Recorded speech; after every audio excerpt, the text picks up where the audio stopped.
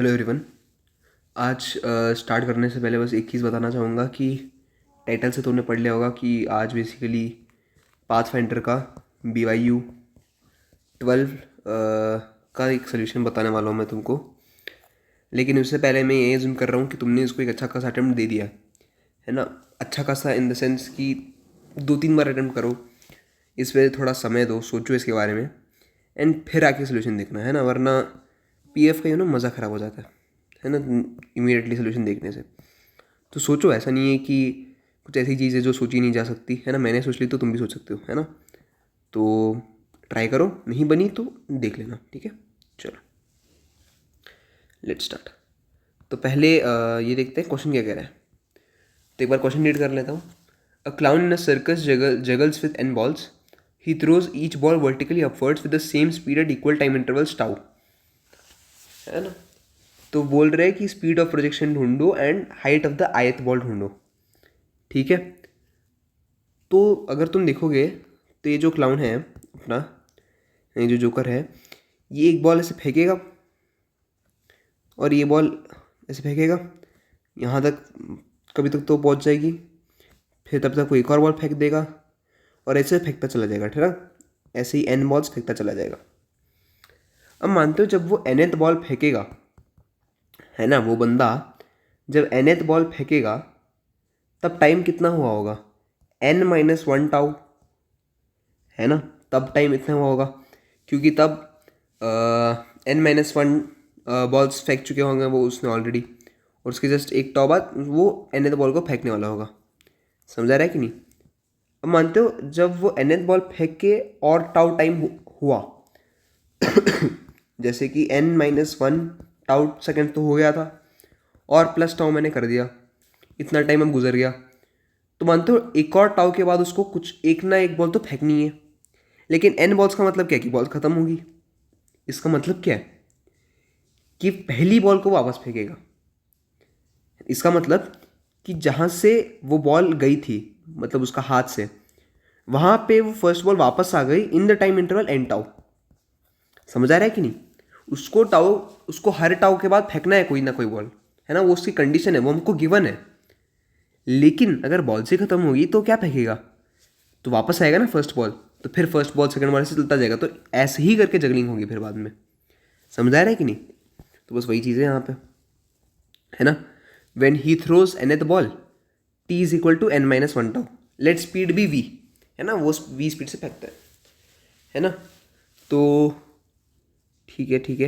As clown throws ball a time interval tau, he must throw first ball again at t=n-1 tau plus tau, which means time of flight of first ball is n tau. मतलब n tau के बाद उसको वापस लौट के आना है उसके हाथ में, जहाँ से वो बॉल गई थी उसके हाथ से, उस वहाँ पे वापस लौट के आना है। मतलब यही उसका टाइम ऑफ फ्लाइट है। तो फिर टाइम ऑफ फ्लाइट का फॉर्मूला तुमको पता है ना, T2v/g। तो बस वो लगा दिया यहाँ पे, तो उससे मुझे v मिल गया ng/τ/2, ठीक है। अब v निकल गया तो इससे h भी निकाल सकते हो तुम आसानी से, बड़े आसानी से, है ना। बस पुट कर देना फॉर्मूला में, बस कुछ नहीं। आयत का देखना है ना हमको, तो आयत का ये है, टाइम ट्रैवल बाय आयत पार्टिकल ये होगा। समझ आया कि नहीं। n-i टाउ, है ना। मतलब i-1 टाउ पे उसको फेंका, बाकी जो पूरा टाइम ट्रैवलिंग में जो गया उसका, तो n-i का मल्टीपल विद टाउ, है ना। तो इसको बस यहाँ पे रख देना है ना। इसको बस यहाँ पे रख दो और ये आ जाएगा। देन ये कैसे है पता चल गया ना तुमको कि सर वो जो nth बॉल कब तक बोलिए, when he throws the nth ball, तो तब टाइम ये है और ये टाइम ये है, तो इनको सब्ट्रैक्ट कर दो तो ये आ जाएगा। सही बात है कि नहीं। तो this is the time travelled bye ith particle, क्योंकि इतने टाइम तक तो रेस्ट पे था, है ना, और इतने टाइम तक तो वो चल चुका था, तो इसको सब्ट्रैक्ट कर दो तो ये आ जाएगा, ठीक है। और इसमें पुट कर देना फिर, तो कुछ एक्सप्रेशन निकल के आ जाएगा हाइट का।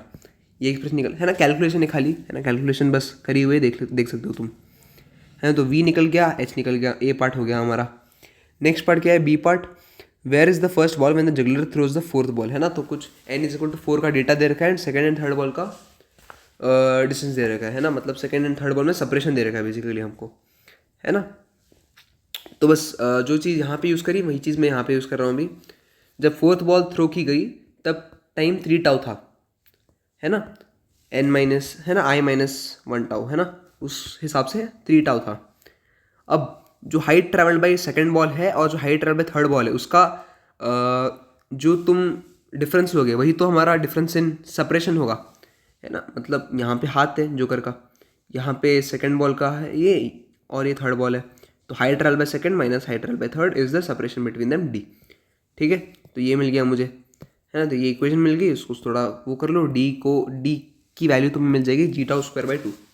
अब बस h1 को निकालना है तब अपने को, है ना, कि height of the first ball कितनी है अट 3 टाउ, है ना, 3 टाउ टाइम पे, वही पूछा है ना, where is the first ball. हाँ, तो बस पुट कर देना यहाँ पे, और पुट करके थोड़ी थोड़ी कैलकुलेशन कर लेना, g τ²/2 के फॉर्म में आ जाएगा, और तुमको पता है डायरेक्ट कि डी होता है, तो बस पुट कर देना, वैल्यू पुट करके आंसर आ जाएगा। अगला पूछा है कि maximum height attend by each ball, तो ठीक है, बस एच मैक्स का फॉर्मूला लगा देना है, साइन थीटा तो यहाँ पे 1 ही बनेगा सीधा 90 डिग्री, है ना, वर्टिकली अपवर्ड्स। तो बस u²/2g, इसकी वैल्यू हमने निकाल रखी है यहाँ पे, तो बस उसको पुट कर दिया, एंड यहाँ पे वही कैलकुलेशन है बस खाली, है ना। तो वहाँ से तुम करा कुछ, ठीक है, फिर से g τ² में कुछ एक्सप्रेशन बन जाएगा, तो फिर से डी के टर्म्स में पुट कर देना, एंड आंसर निकल के आ जाएगा। So this was the whole pathfinders 12th BYU, है ना। आई होप तुमको अच्छा लगा होगा, कुछ नया सीखने को मिला होगा। बाकी अगले कुछ प्रॉब्लम के साथ मिलते हैं नेक्स्ट वीडियो में। Thank you.